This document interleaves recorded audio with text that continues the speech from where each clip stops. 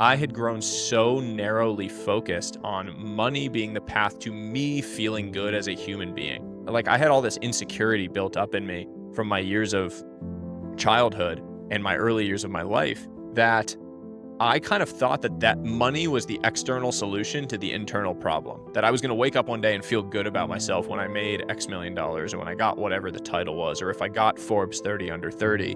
And I was chasing those summits thinking like, okay, here's the arrival. Once I hit that, then I'm going to have arrived. There's this great quote in the movie Cool Runnings that I talk about in the book where the coach of the team says to one of the players, "A gold medal is a wonderful thing. But if you're not enough without it, you'll never be enough with it." This isn't your average business podcast, and he's not your average host. This is the James Altucher Show. Book deals right now are very much a function of how many social media followers you have or Yeah. kind of direct connections you have in some way to communicate to people, whether through newsletter, social media, whatever. How many newsletter subscribers did you have? I had 130,000 newsletter subscribers when I signed that deal. I think Twitter, maybe I had 500 or so thousand. No Instagram, no LinkedIn. So it was basically just Twitter and the newsletter at the time. So I feel like you did a real, and we talked about this when you first were starting your newsletter and your Twitter account was growing. Like, I feel like you made a very concerted strategy to build social media, do newsletter, get book deal, have career. I mean, you already had, like, you had been involved in venture capital and other things, but like, that's how people know you is from, it was, and I appreciate that. I feel like 10 years ago or more, I was doing that strategy. But what did you do now? Would you say, what were the most successful techniques? And then we're going to get into your book, and already did an intro about your book. But what do you think were the most successful techniques you used to kind of build this career for yourself? It's interesting. I often think that success stories are these like ex post narratives applied to a chain of events that actually didn't really have a narrative attached to them. I sort of, if I'm being totally self aware, feel that in the context of my own sort of trajectory. Like, I think it's very easy now to look back and say, okay, yeah, when I was working in private equity, I decided I was going to be an author and I was going to make a career. And so I started on Twitter, then I launched a newsletter and I grew it, then I signed a book deal, then I did these things. But the reality was, there was no clear strategy to any of that. I very much followed my own sort of energy and then what I was actually being pulled towards by customers, by an audience or by the people that were finding value in the work that I was putting out. And so Twitter was the first because it was the lowest lift. I was still working full time creating content there. At the time, there was a clear arbitrage around longer form content on Twitter, the thread format, quote unquote, which at the time was brand new, didn't really exist. That drove a bunch of growth. From there, it was very effective and easy to drive people from the longer form content on Twitter to say, oh, I'm going to go deeper on these topics that are inherently surface level on Twitter in this newsletter. Sign up here. You could just kind of port people over in significant quantities. And so I sort of scaled the 0 to 1 phase of the newsletter by driving people from Twitter over there. That was in 2021. And then threads got saturated. They became this like meme. Everyone was doing them because they were effective. Like any market, they get exploited. They no longer work. Yeah, So it's almost like a joke. Like, everyone's out there saying, I read 275 hours of the Quran, so you don't have to. Or here's the 5 things I learned. yeah, I mean, it became a total meme, right? Like in some sense, like ruined Twitter for a period of time where like you couldn't log on without having that. And there are ways with all of these platforms to curate your algorithm and you can say like not interested in this, whatever, and it does a pretty good job. But the prevalence of them, I've always thought that these things just follow markets. So when people view there as being an opportunity or an arbitrage, everyone rushes into that. It squeezes the opportunity out and no longer exists. Those kind of things are much less prevalent because they don't have the same growth impact that they did before. But at the time, they were effective, drove people over to the newsletter. The newsletter I was just writing because I really enjoy writing. It's how I think clearly is by writing. And it was exploring topics that I was interested in, exploring things that I was wrestling with personally on my own journey, especially as I was transitioning in my own life into this new world. As we were having a kid, I was starting to wrestle with all of these different things in my life that I'd never wrestled with, these sort of universal questions. And that process and writing of the newsletter and the growth of that was what started to spark the idea of, okay, everyone keeps asking me, when am I going to write a book to go even deeper on these concepts? That seems like something that I would really enjoy doing, a big, meaty project that I could really take on and enjoy. And so I sort of got pulled into it from there. And, you mentioned how threads were saturated on Twitter, but another thing that I feel was saturated, but you succeeded in overcoming that was kind of this sort of self-help style content. Like I feel like again, I was doing that much earlier, like in let's say 2010 to 2015 on Twitter, which led up to my one of my books. And but then I got tired of it because I felt like everybody was doing self-help style content. But yours really stood out. I mean, that's why, you were on the podcast, and whether it was 2021 or 2022, we can't remember, but yours really stood out. And so there's two aspects of that when I look at it from outside. There's a skill aspect, like you enjoyed writing, and somehow you develop even a tweet, like a good tweet could take hours. There's a skill involved, and a good thread even more. And so there's a skill aspect, but there's also a kind of a personal journey aspect. Like you said, what the content you were exploring was stuff that was happening in your life. Like, what do you think had your content stand out? I think that there's an element of people being able to relate or see themselves in the things that you are talking about and the way that you're talking about it. And I think that that goes beyond something that is definable to how someone can relate to the person that they're reading the content from. It basically says that the same exact piece of content from, from an anonymous account versus from your account will perform better under your account because the person feels like they can see themselves in you in some way. I think there's an element of that for people that are sort of within my life stage or age cohort. I'm not like I'm not doing the, standing in front of private jets. I don't live my life that way. I don't have that kind of money. Like I'm not my life sort of in some ways feels relatable, I think. And so when I'm talking about it, when I'm wrestling with these different topics, there's an element where people just feel like they can connect with it in sort of like a guy you might be able to have a beer with type way. The other piece, which I just think about all the time, is the vast majority of self-help content is about answers, and it's about forcing one specific answer down your throat. Generally speaking, the reason for that is because the person that's forcing it down your throat has something to sell you on the back end of it, meaning they have a course, they have a mastermind, they have some offer where they're like, here's the answer. So you want to get in shape? Well, here's the only way to do it. Here's the answer. And then by the way, you can buy my like coaching thing, whatever it is, or here's the only way to make money, buy my, course on how to do that. I have taken a completely inverted approach in my own mind, which is I am all about questions and I really want to help people ask better questions. My fundamental belief there is that maybe that is a slower and longer term approach because I think you can grow faster and reach more people fast if you take a very clear angle and answer to the entire problem. But I think that the questions are universal. And so my belief is that with questions rather than answers as the focus, I can connect with an 80-year-old reader just as much as I can with a 15-year-old reader. So a couple of things I want to dig on that, and I'm asking this almost selfishly. I'm curious now what I know what I like when I read content, and I agree with you. It has to be relatable. It has to be, oh, this is a real person and not someone just trying to kind of farm engagement for some ulterior purpose. I strongly agree with you on that. But what do you mean specifically? Like, what are specific questions that you found that surprised you, even that you found you were asking for in your own life, but many other people were relating to it? I think one of the biggest ones has just been around wrestling with the nature of time as you reach these different inflection points in your own journey. I think they happen at a variety of stages in your life where you have this recognition that time is no longer the sort of permanent, infinite asset that you thought it was in your youth.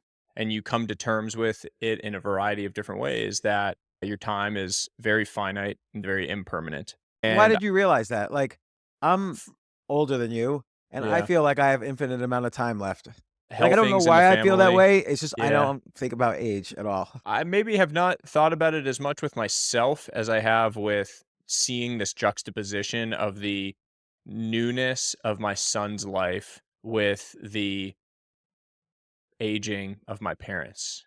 And that was a really challenging thing at first. Just seeing that, like there was so much youth and beauty and excitement in my son's birth, and it was framed alongside this first of its kind experience in my life that my parents weren't going to be around forever and that they were slowing down and that they were on the tail end of their life while my son was just beginning his. And that experience was hard to reconcile. It was hard to put into words. And the wrestling and the grappling with that was some of the most powerful content that I think I created, and frankly, was the framing for the entire book in the first place. So you're going through this, you're about to have a kid. Maybe your parents have some ailments, or they're exhibiting signs of aging that you had never seen before. How did that distill into some content that you had a reaction to? I was really exploring like this whole idea of ways to think about and measure time. And so I went deep down the rabbit hole on both the like scientific side of time. Carlo Rovelli has a few great pieces Yeah, on it, books. he's been on the podcast. Really great guy. Oh, amazing. And then, on the more philosophical side, like, Tim Urban and others who have written on it. And I was able to frame, I think, a lot of those pieces, which have been inherently sort of longer and more abstract, into some really human topics and distillations in short, 3 to 5 minute reads that we're able to reach and really connect with a lot of people in a way that I saw very quickly had an actual tangible impact in their actions. I mean, I was getting messages, and I still do, about people who have taken the extra trip with their parents, have been more present with their kids, have moved to live closer to their families. Actually taking action on something that you read on the internet is remarkable to me.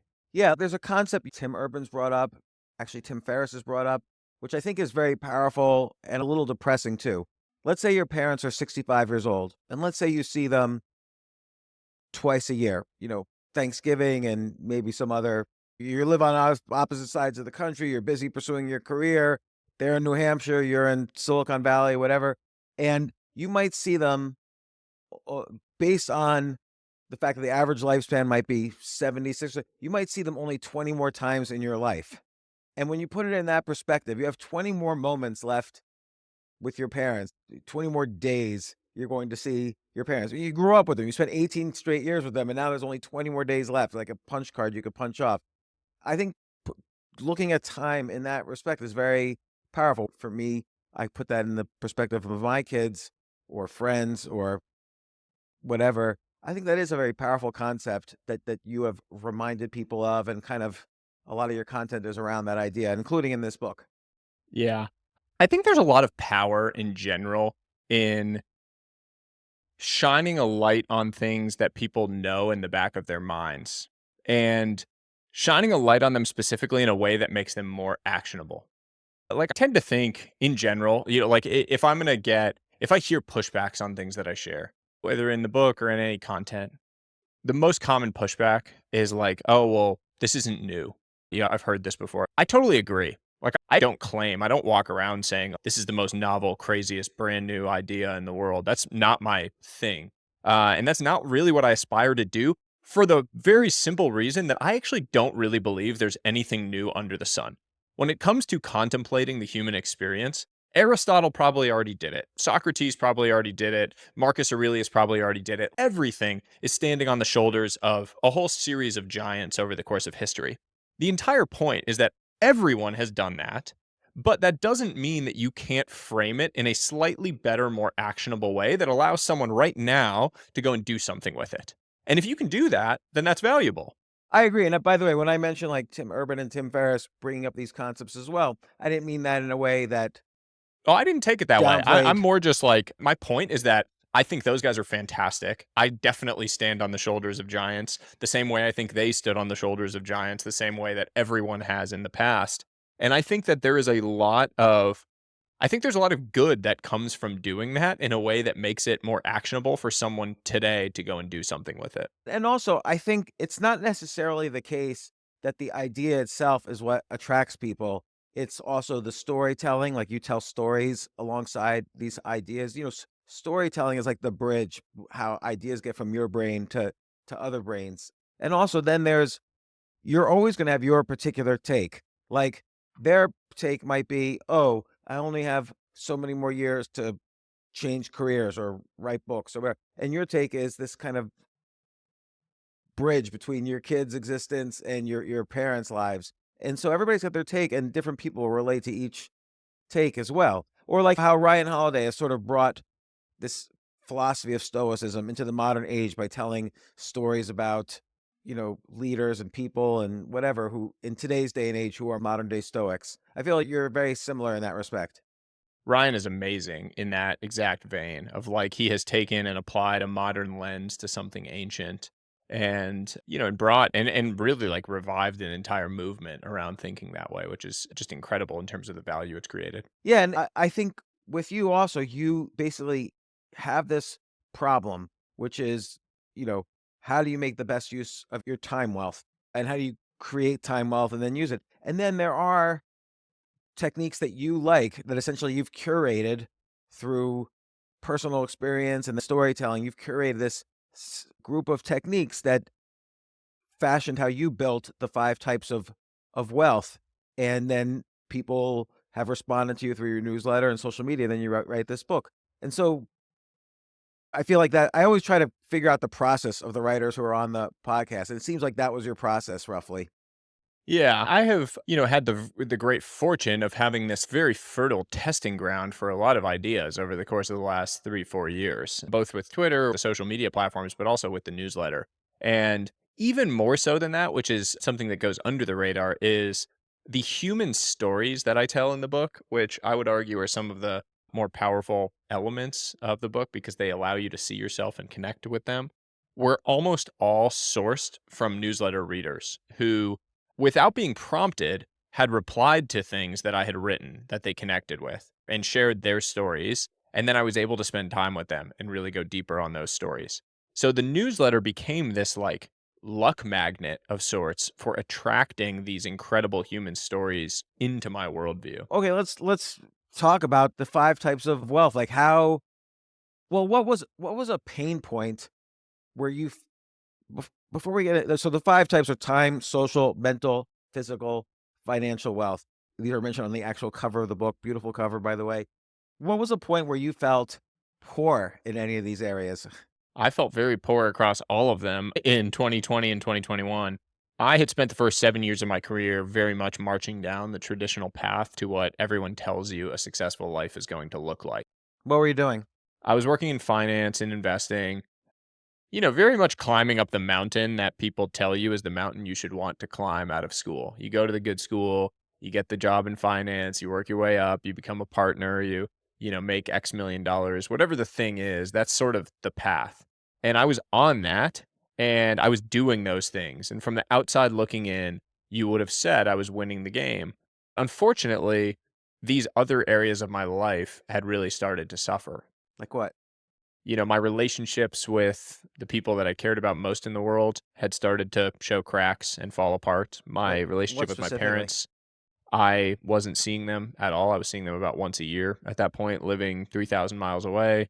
My relationship with my sister had ground to a halt for a variety of reasons. My wife and I were struggling to conceive at the time. That was creating strain in our life.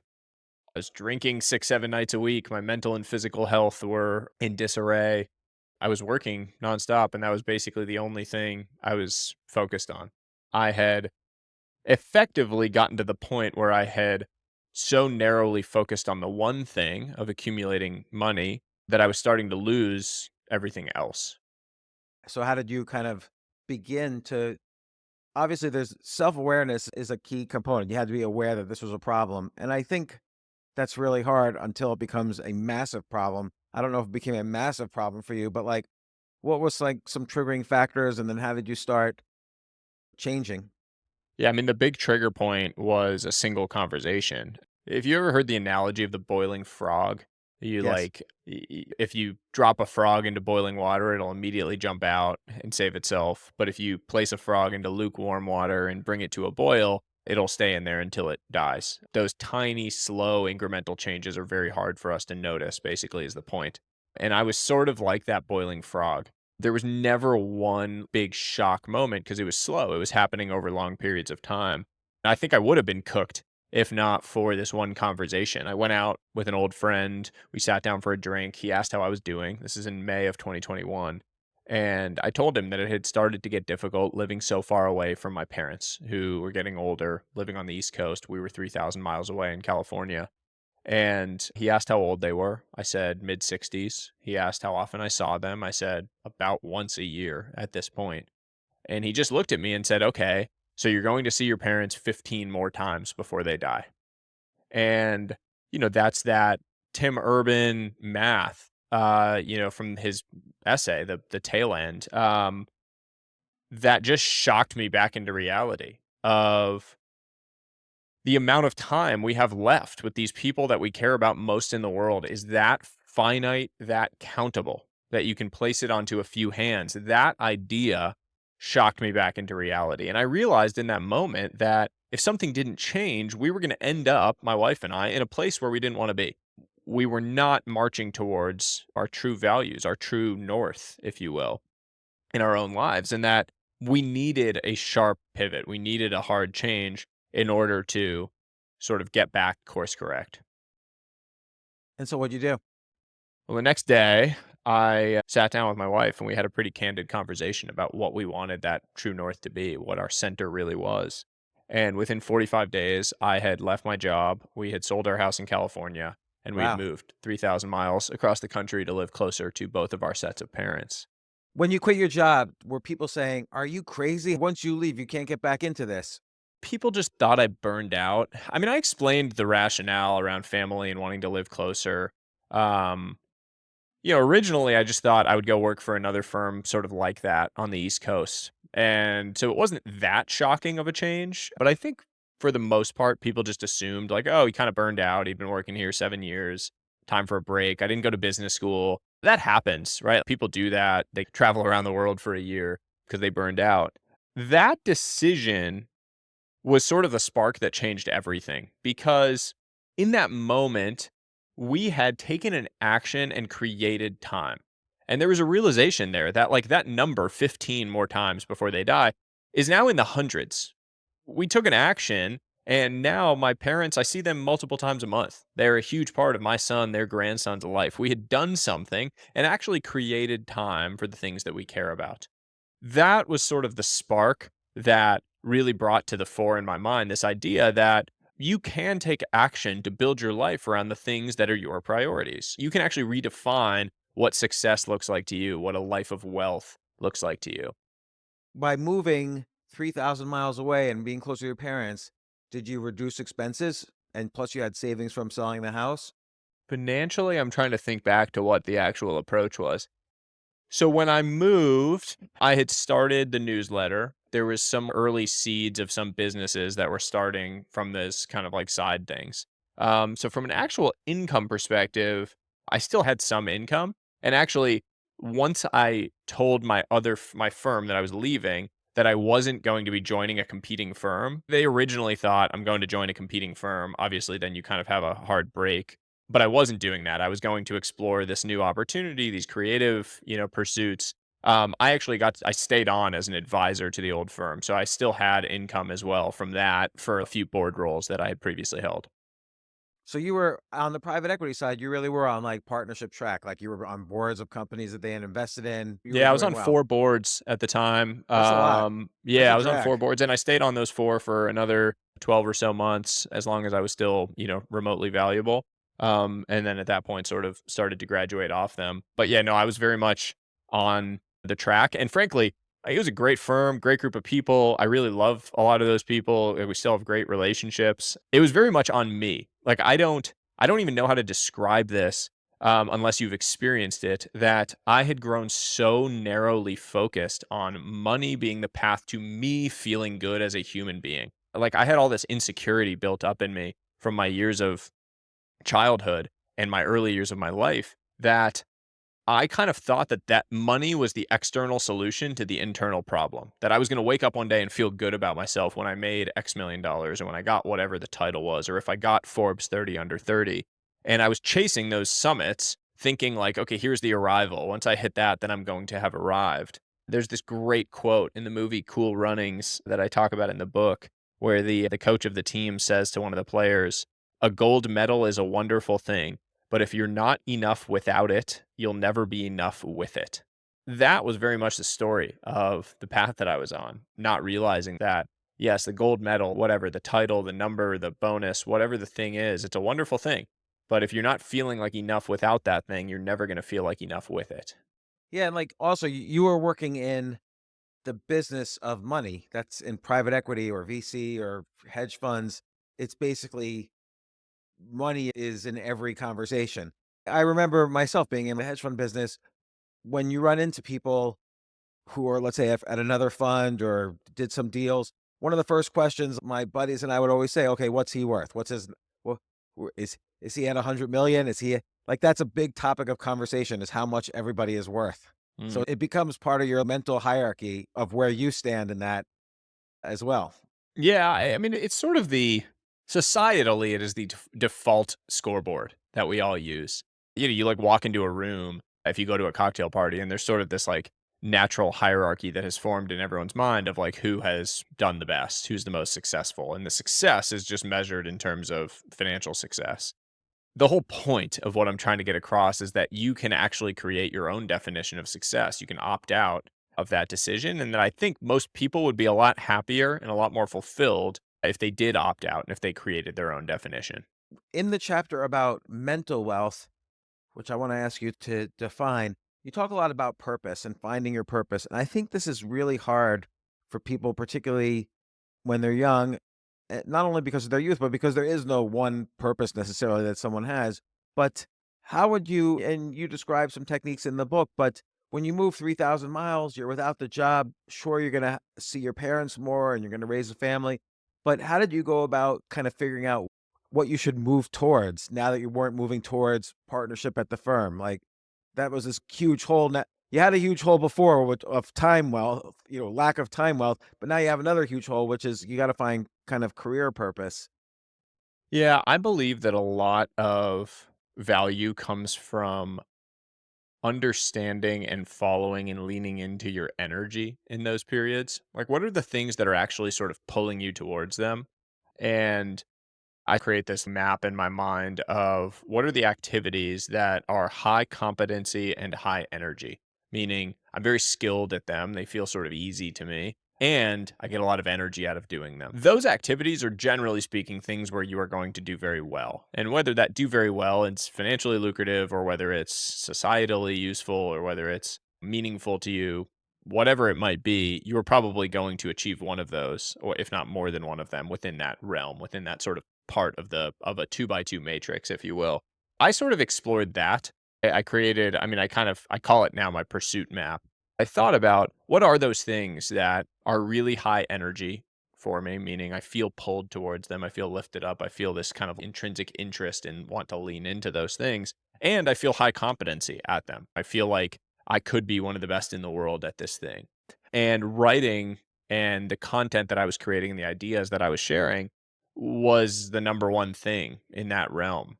And part of that and part of the energy loop that was happening there was that I was hearing from people on a weekly basis that were impacted positively by the things I was sharing. And so I started getting this like natural dopamine flywheel of I'm doing something that is meaningful to other people. There are people out there all over the world that are reading the things that I'm sharing and they're finding value in it. And no one can tell me that it's not good if someone out there is being impacted by the thing. Like it doesn't matter. It doesn't need to be for everyone. It needs to be for the one person that is finding value in this thing, that is seeing some improvement in their life, taking some action. That really started to pull me into it. And so I never really had this long purpose gap, if you will. Like I never had this long period of aimlessness. I was pulled immediately down this path and started to feel it very quickly. That doesn't mean there weren't struggles in terms of the daily motivation to do it, the structure, which is really big change going from a structured environment to an unstructured one. But the purpose side was pretty well sorted. This episode of the James Altucher Show is sponsored by BetterHelp. And look, as many of you know, I have often been broke, depressed, whatever, and I've had to come back when I really felt like just sleeping or lying in bed all day. Therapy has simply saved my life. And sometimes, though, it's expensive. It's expensive either in money or in time, but your mental health is worth it. But that's why with BetterHelp online therapy, you can save on average up to 50% per session. Even when I was stuck on a book or having problems in a business, therapy gave me new perspectives during very critical times in my life. And with over 30,000 therapists, BetterHelp is the world's largest online therapy platform, having served over 5 million people globally. So again, your well-being is worth it. Visit betterhelp.com/James to get 10% off your first month. That's BetterHelp, HELP.com/James. And so if you were to talk to someone who's like a 24 or 25-year-old person who's a waiter or waitress somewhere trying to figure out what they need to do with their life, they got some useless degree, what action could they take today? What could they start to do? I would start to map that out. I would make a 2 by 2 grid of energy on one axis and competency on the other axis. I have this in the book in the mental wealth section, this grid. Over the course of a week, sort of map out activities that you are doing, like actual current activities in your day to day work or in your day to day life, to where they sort of sit within that grid. If competency is like a question, you can ask people around you, or you can just take your best guess at how you sort of feel your competency level is at the thing. And then energy, get a feel for what are the things that you really feel pulled towards versus that feel draining to you in your life. That starts to narrow you in on the types of activities that you're going to want to lean into long term.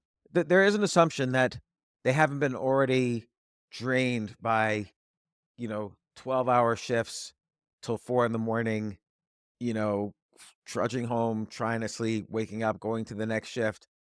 Like sometimes people get depressed and they want to find a purpose, but they just have no clue even how to ask those questions. Then nothing draws them.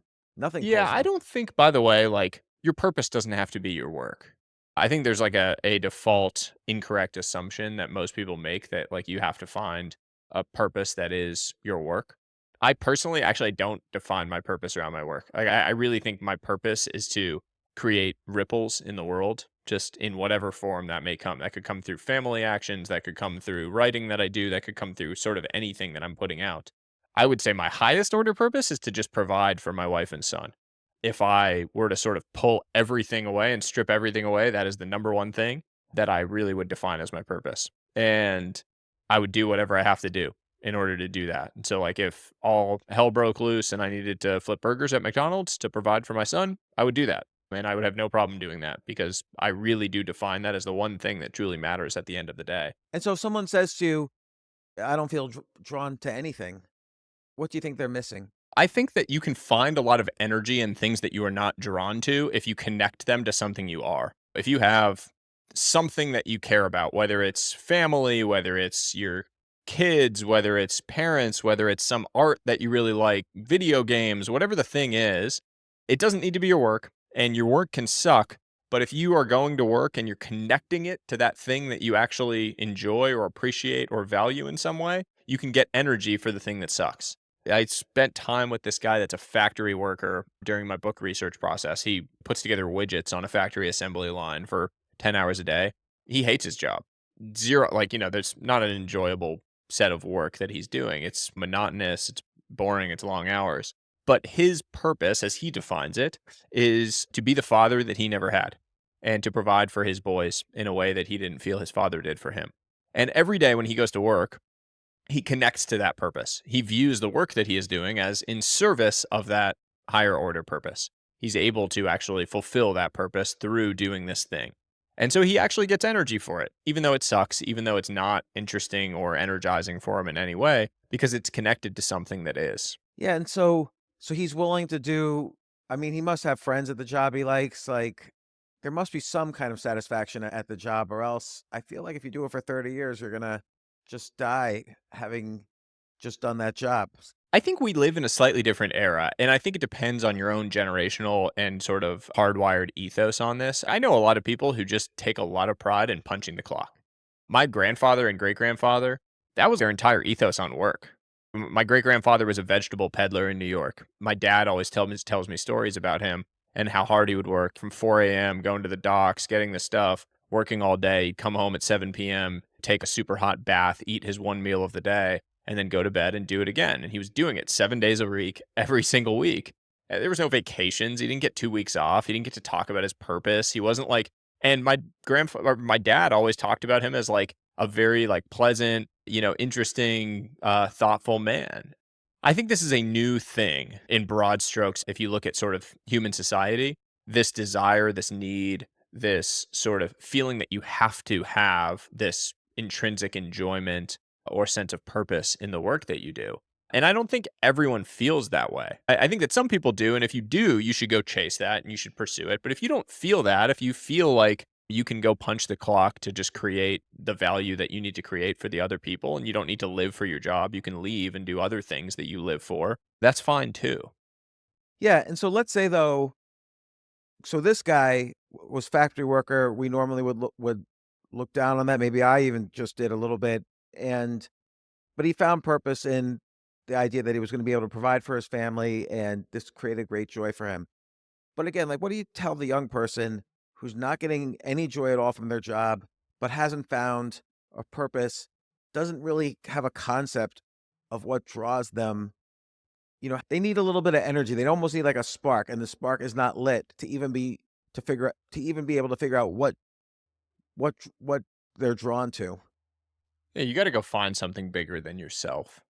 I think that over and over again, you find that the common thread of people that are happy or fulfilled is that they are connected to something bigger than themselves. Um, if everything is just about yourself, it becomes very, very difficult. If you start to find those things that are connected beyond you, whether it's friendships, community, religious networks, spirituality, whatever it might be, institutions, national, patriotism, sports teams, there just needs to be something that goes beyond yourself that allows you to sort of escape the death loop of just focusing on you all day, every single day. So it's almost like you have this set of concentric circles. So you're in the middle, but then there's maybe this other circle around it, which is friends. Another circle around that, community. Another circle around that, I don't know, some brand or sports team or political party you're a member of. Something a circle around that, maybe religious or spirituality or whatever it is. It's almost like you kind of have to draw these circles and see which circle has something in it that you value, whether it's having more friends or better friendships, or whether it's doing more for community or doing more for a sports team you love or a TV show you like or whatever. Maybe that's a good technique for beginning that journey towards finding something bigger than yourself that's important. Yeah, I think that there's also just an element of reassuming control and agency over your own life. I think a lot of hopelessness, a lot of feeling lost comes from this feeling of the inability to take an action and create a desired outcome. And when you feel you are unable to do that, you have lost all control in your own life. When you feel like you cannot do something and create the desired outcome, push the ball forward in whatever area of life. And I personally would argue that the single fastest way to reassume that control is to start going to the gym, pursue some sort of fitness or physical health related activity. Because within 30 days, you can actually prove to yourself that that is not true. You can prove to yourself that you are capable of taking an action and creating a desired outcome. It is why the first thing I say whenever a young person comes to me looking for life advice, they're feeling lost, is wake up at 5 a.m. and go work out for 30 straight days. It has nothing to do with, making money. It has nothing to do with anything other than proving to yourself that you are capable of doing something hard and that you are capable of taking actions that create desired outcomes. Yeah, no, that's a really good idea. Like I had one kid, I have 5 kids, 2 kids, 3 stepkids. One of my kids was feeling kind of down for various reasons and did exactly that. Went to the gym every day and the transformation was unbelievable. Like it really worked. And it was amazing how well that worked. So I agree with you completely. But then, of course, when you're talking about wealth, and you talk again, you have chapters and stories and techniques and social wealth, mental wealth, physical, financial. Obviously, many people think about financial wealth, and you know, how does one begin on that track? Like you had an idea that okay, private equity could do it, or whatever, book deal could do it.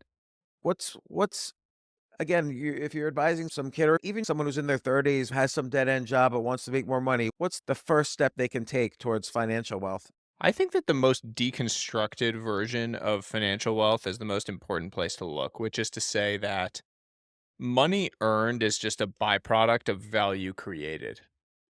Everything else that you hear sort of on top of that is just complexity added on top of that very basic point, which is if you're creating a lot of value, you will receive value in return. And the percentage of the value you create that you actually receive is going to vary at different times. It's going to vary in different constructs, obviously. But the basic rule that if you create a whole bunch of value, you will receive value in return holds very true. Um, if you are in any scenario, whether it's starting to build your own thing or whether it's working in a 9 to 5 job, if you focus on creating value for the people around you and for others, that is the most simple and clear path to making more money than you are today. The reason I focus on making more money is because income can scale infinitely, expenses can only be cut so much. And so, for most people, the path to generating more financial independence, getting to a place of more financial security, is going to be through income generation. The first question I would ask if I was feeling stuck financially would just be, what are some problems that I can identify of people around me? If I'm working in a 9 to 5 job, I would just have a pad and paper for a week and just identify as many problems as I can that other people are experiencing, whether it's problems that my boss seems to have, like friction points, challenges that they're struggling with, problems that my colleagues are having, problems that our customers seem to be having, whatever it might be. Identify a whole bunch of problems. And then look at that list at the end of a week and start thinking about whether you can actually create some sort of solution to those problems. That create a solution could be as simple as just taking the thing off the person's plate. I think one of the fastest ways to get ahead in your early career years is to do that with something that your boss has a problem around, like swallow the frog for your boss. If your boss has something that they don't like doing, figure out how to do it, take it off their plate. Guarantee it's an easy way to just get a win early in your career that creates some momentum. What's an example where you did that? I mean, there's a million within private equity, like silly things, car booking services when you're in new places, rental car, returns. So you would return Uh, your boss's car to the rental place. yeah, but like simple, innocuous things that actually like make the person's life slightly better or more seamless or easier. The rationale, by the way, is not that you're going to get like paid directly for that. It's that then that person trusts you and wants to have you around more. So, like, if you do that on one trip, they have in their mind that you're like a good person to travel with. And so then you get pulled into the next deal and you're around for the next deal. That might be the opportunity that actually leads to something in the future. It has nothing to do with the car return or the coffee that you got or Right. the notes that you took, the thing that you sent around, whatever the thing might be. It is much more about what that actually implies and the ripple effect of that in terms of the opportunities that you get in the future. The point, though, of all of this with creating value is like very few people actually think to take the initiative to do that. So, in a 9 to 5 job in particular, almost no one is going to take the time to go above and beyond what their actual job description is. So, if you do a little bit more, you will be handsomely rewarded. Like that 10% more can actually generate 100% better outcomes if you play it out over 5 years. It's really true. Like most people do not do the slight extra you can do. And they have all sorts of reasons for it, or one being maybe they don't think of it, but even when they think about it, they have all sorts of reasons why they don't do the little bit extra. And it's so easy to do to create, like you say, enormous value. 10% more could provide 100% more value, whatever 100% means in that context. But it's very true. And I've noticed that with anyone I've known who's succeeded. those initial stages of success are not hard. Like you say, it's getting the coffee, returning the car, whatever. Yeah, it's sort of like the mental model for all of this. Look for asymmetries in life. That is, and this is every area of life, by the way. We're talking about financial wealth and wealth building right now, but it could be in your health, it could be in your relationships, it could be in any, with your purpose, it could be in any area of life. Try to find the asymmetries, meaning the places where you can deploy a smaller unit of input and generate significantly outsized output. This is one of those areas, simply because so few people are willing to do it. So few people are willing to do that slight extra above and beyond their job description. And honestly, like, you get yelled at for even suggesting that people do that in a lot of circles. Even saying you could go above and beyond if you want to get ahead, the assertion of that will often have a whole bunch of people getting very angry at you. The reality is that your Why is job that? description, it's the online ethos. Yeah. I don't know. I've said it before, and I've had a bunch of people send me mean messages and replies to sit like that. Basically, like this idea that, like, okay, your job description is your job, and that's all you have to do. And I totally agree with you. Actually, that's true. And if you do that, I can guarantee, if you do your job description very well, I can guarantee you will continue to have a job. Assuming something bad doesn't happen to the company, you will get promoted probably on a normal time scale. You will get your annual like inflation pay raise over time.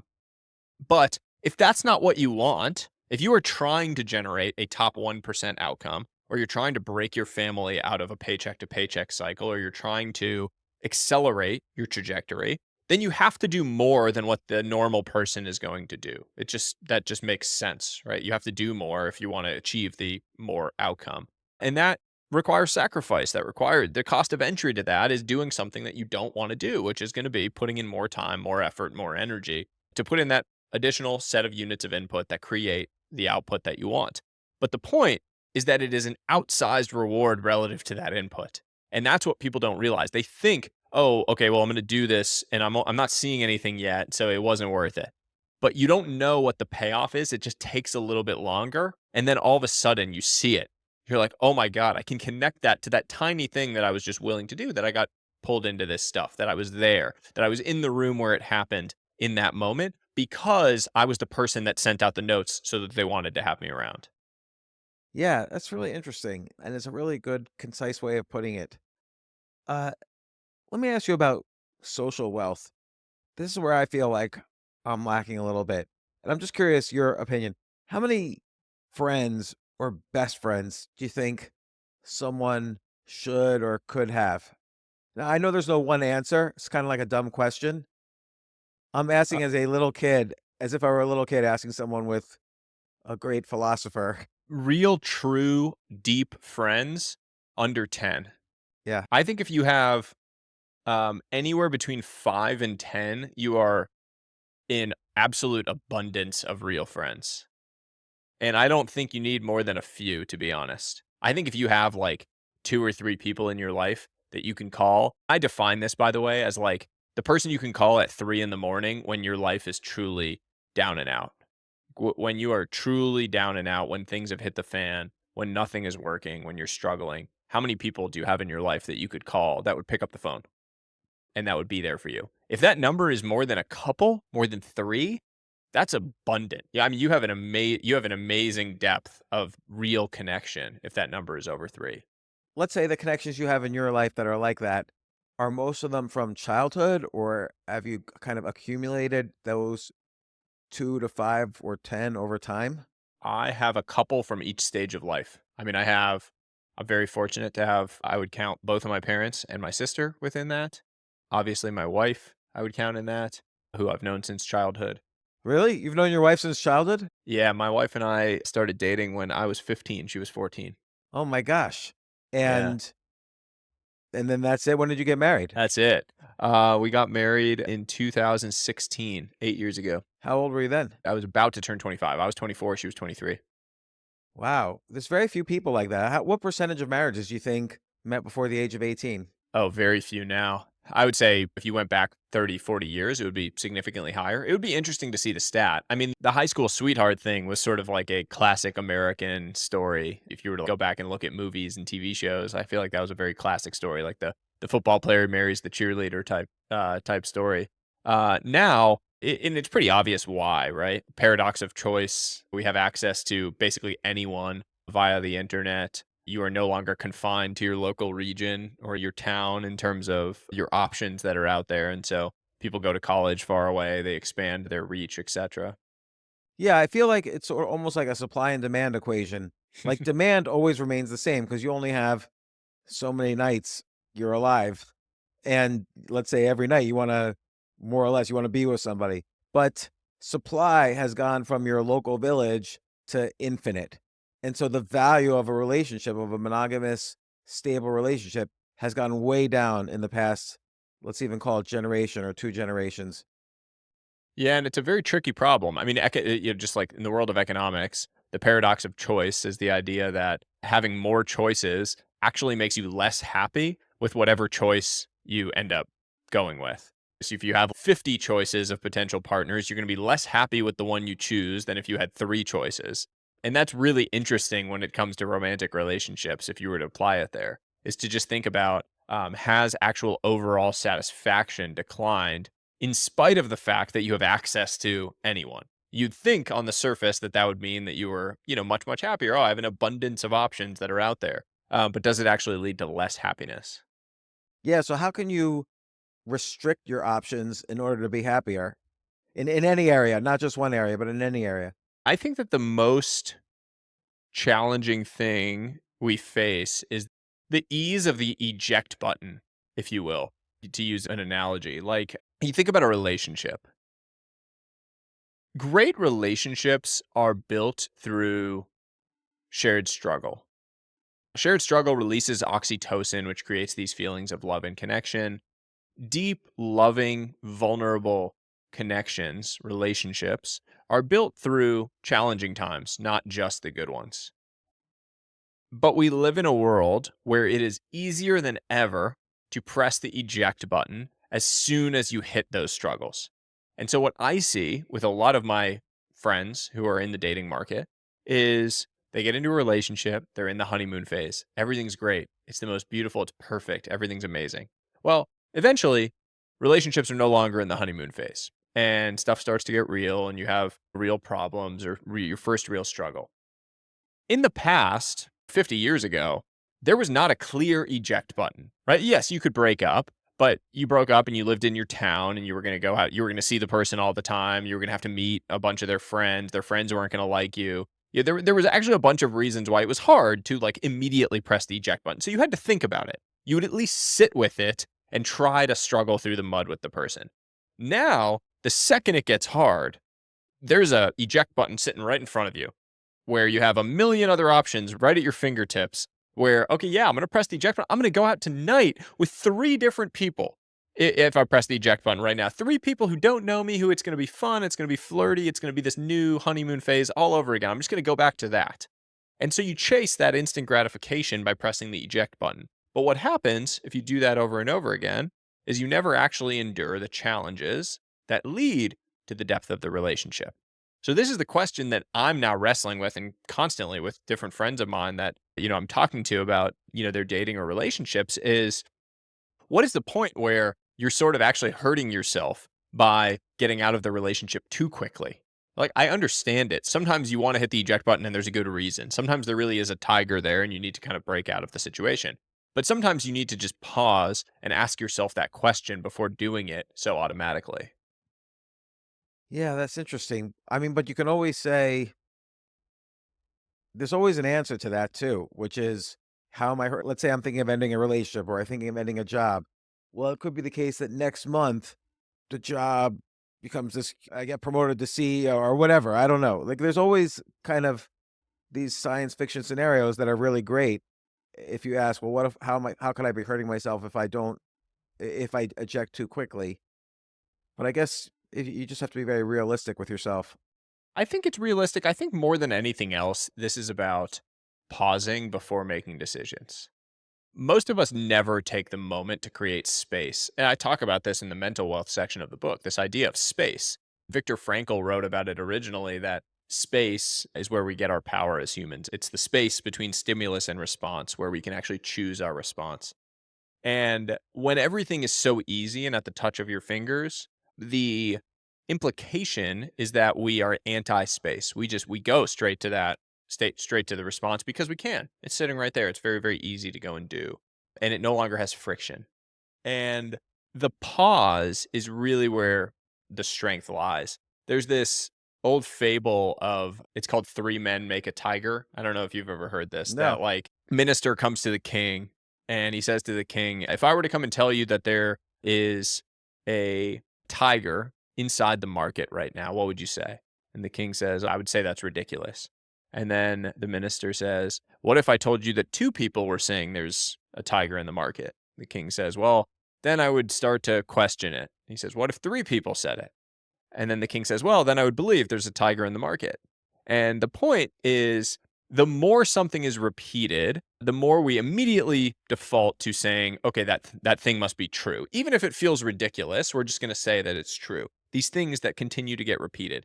The lesson with that is not to just reject things that have been repeatedly been said. It is to pause before deciding. Because sometimes three people say there's a tiger in the market because there's a tiger in the market.